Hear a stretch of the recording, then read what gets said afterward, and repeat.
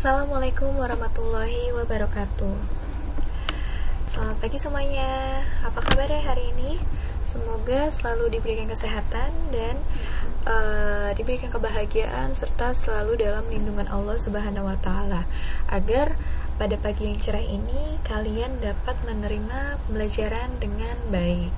Amin. Sebelum saya menyampaikan materi pada pagi hari ini, alangkah lebih baiknya kita berdoa terlebih dahulu. Berdoa mulai.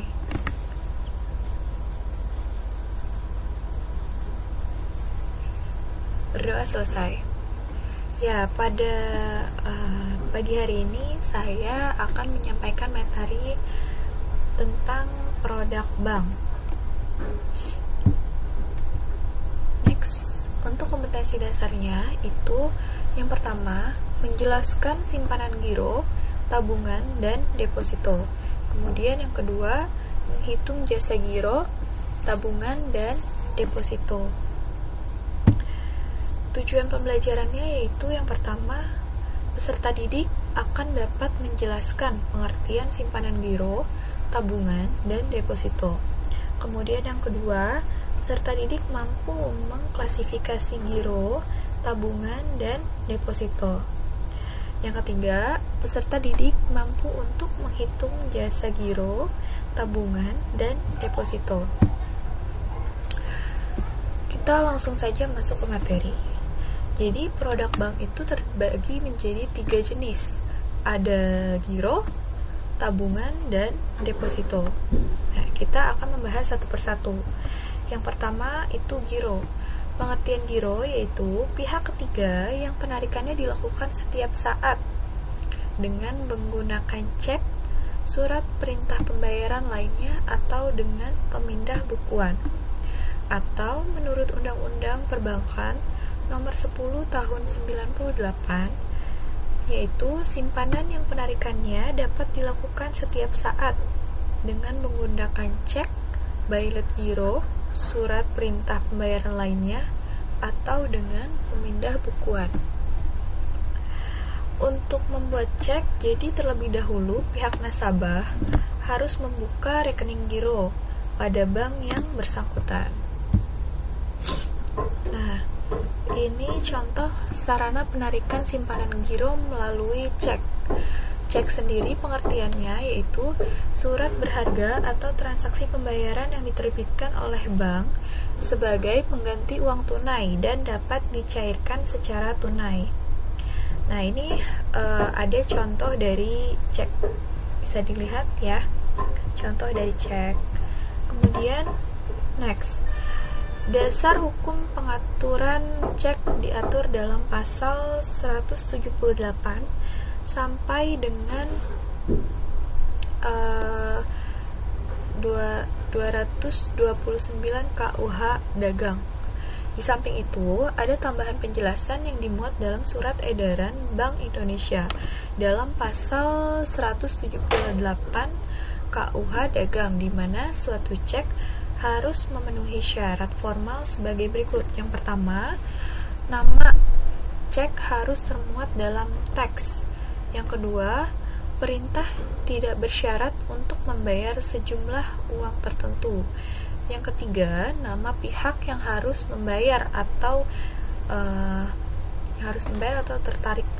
Yang keempat, penunjukan tempat di mana pembayaran harus dilakukan. Yang kelima, pernyataan tanggal beserta tempat cek ditarik. Yang keenam, tanda tangan orang yang mengeluarkan cek atau si penarik. Nah, ini ada macam-macam cek. Cek itu banyak macamnya ya. Di sini ada cek atas nama. Pengertiannya sendiri yaitu cek yang nama pemiliknya dituliskan pada cek tersebut dan bank hanya akan membayar kepada orang atau badan tersebut. Contoh, jika di dalam cek tertulis perintah bayarlah kepada Tuan Budiman sejumlah 4 juta rupiah atau bayarlah kepada PT Marindo uang sejumlah 2 juta rupiah, maka cek inilah yang disebut dengan cek atas nama. Namun dengan catatan atau pembawa di belakang nama yang diperintahkan dicoret. gitu. Nah, ini contoh dari cek atas nama. Kalau di sini contoh cek atas namanya tertulis perintah bayarlahnya kepada Revalina Estemat sejumlah 20 juta rupiah, dan tidak lupa di sini ada tanda tangannya ya. Next, kemudian cek atas unjuk.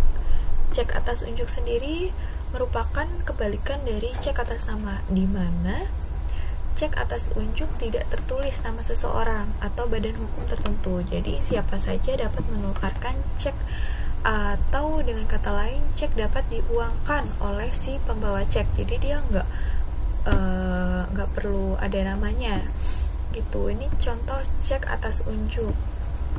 Siapa saja bisa mencairkan cek ini gitu. Kemudian next, cek silang.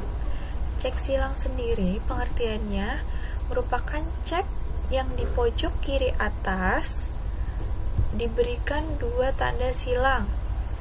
Nih, seperti ini ya. Sengaja diberi silang sehingga fungsi cek yang semula tunai berubah menjadi non tunai atau sebagai pemindah bukuan. Gitu.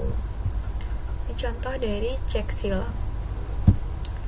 Next, adapun hal-hal yang harus diperhatikan pengguna cek. Yang pertama, penarik harus menyediakan dana yang cukup dalam rekening gironya pada saat cek ditunjukkan kepada bank tertarik. Yang kedua, kadaluarsa cek dihitung setelah lewat waktu 6 bulan dimulai dari tanggal berakhirnya tenggang waktu penawaran, dan tenggang waktu pengunjukan cek adalah 70 hari dimulai dari tanggal penarikan. Yang ketiga, ketika cek ditunjukkan dan ternyata dananya tidak mencukupi, maka dikategorikan sebagai cek kosong. Yang keempat, ketika cek disetorkan setelah kadaluarsanya dananya tidak mencukupi, tidak dikategorikan sebagai cek kosong. Yang kelima, jika terdapat perubahan, maka harus ditandatangani oleh pemilik rekening. Yang keenam, jika terdapat perbedaan dalam penulisan huruf dan angka pada cek, maka yang berlaku adalah jumlah yang ditulis lengkap dalam huruf. Next, yang kedua adalah bailet giro. Bailet giro adalah surat berharga atau alat transaksi yang diterbitkan oleh bank sebagai pengganti uang tunai dan dapat dicairkan secara tidak tunai melalui pemindah bukuan ke rekening yang bersangkutan sesuai dengan tanggal yang tertera di dalam bailet giro. Ini ada contoh dari bailet giro. Nah, di sini ada bacaannya bailet giro. Kalau cek di sini bacaannya cek gitu ya.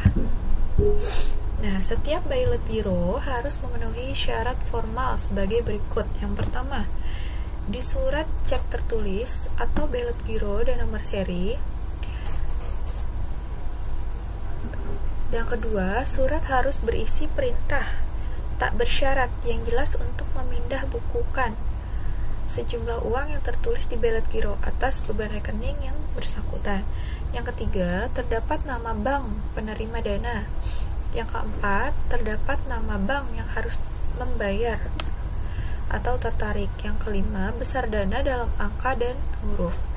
Yang keenam, penyebutan tanggal dan tempat cek dikeluarkan. Yang ketujuh, tanda tangan atau cap perusahaan. Kemudian ada beberapa hal yang perlu diperhatikan jika menggunakan bailet giro. Itu yang pertama, tanggal efektif adalah tanggal mulai berlakunya pemerintah.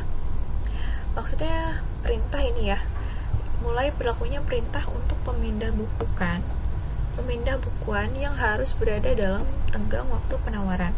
Kemudian yang ketiga, sebelum tanggal efektif atau sebelum tanggal penarikan, bailet giro sudah harus ditawarkan kepada bank tanpa memperhatikan jumlah dana yang ada dalam rekening penarik. Penerima bailet giro setelah tanggal berakhirnya tenggang waktu penawaran oleh bank dapat dilaksanakan perintahnya selama dananya tersedia atau tidak dibatalkan oleh penarik. Yang kelima, setelah lewat waktu 6 bulan dimulai dari tanggal berakhir tenggang waktu penawaran, maka kadaluarsa buy-let giro akan dihitung. Yang keenam, jika tanggal efektif tidak ada, maka tanggal penarikan dianggap berlaku sebagai tanggal efektif. Yang ketujuh, jika terdapat perubahan atau coretan pada buy-let giro, maka harus ditandatangani oleh penerbit.